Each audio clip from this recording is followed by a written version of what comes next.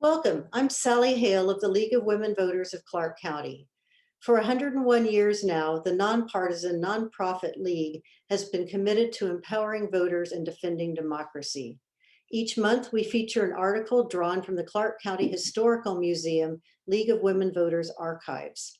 The link is on the script attached to this video. For today's history moment, our league historian, Tracy Riley Kelly, is talking about why the league began admitting men as members.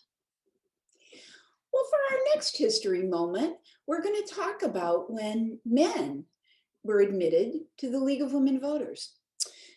President Lucy Wilson Benson, the national president of the League of Women Voters in the 70s, said, "Exclusion of men perpetuates a form of discrimination, which I believe is time to end. There's an element of hypocrisy in our fighting for the Equal Rights Amendment when we continue to deny equal rights to men. If we're ready for the ERA, then we darn well be ready to admit men."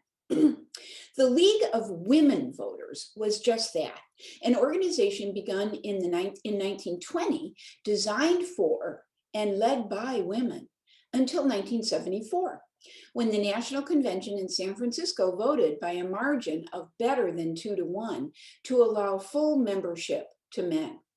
This vote came after a long and fairly bitter debate over whether women had enough self-confidence and agency to work equally with men.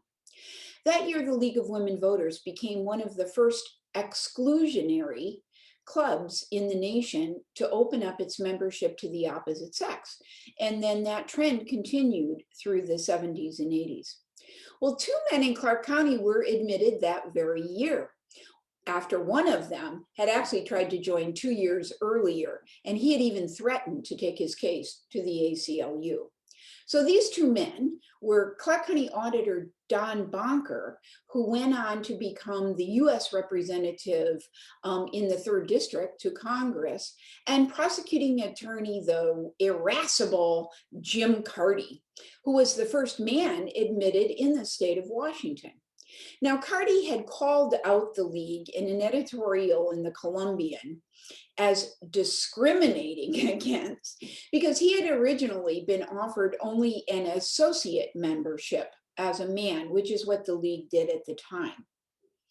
He refused to be admitted as a non-voting member, and he returned his check until he could be a full voting member.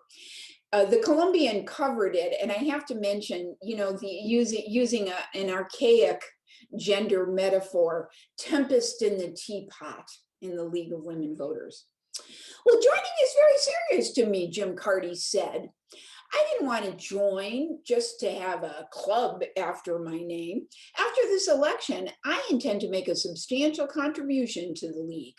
And personally, while I'm not a joiner, I want to say that the League has had a great deal of influence on public opinion and affairs.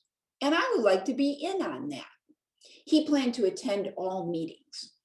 Well, our Clark County president that year, Vonnie Chapman, eagerly embraced the new members, saying, "We welcome him with open arms, and we intend to put him to work." There was a third man who also joined. He was actually okay with being involved as an associate member, and his name was Harley Mays. He was very involved in land use planning. So the League now has a whole number of male members. Did you know that? The League of Women Voters and Men.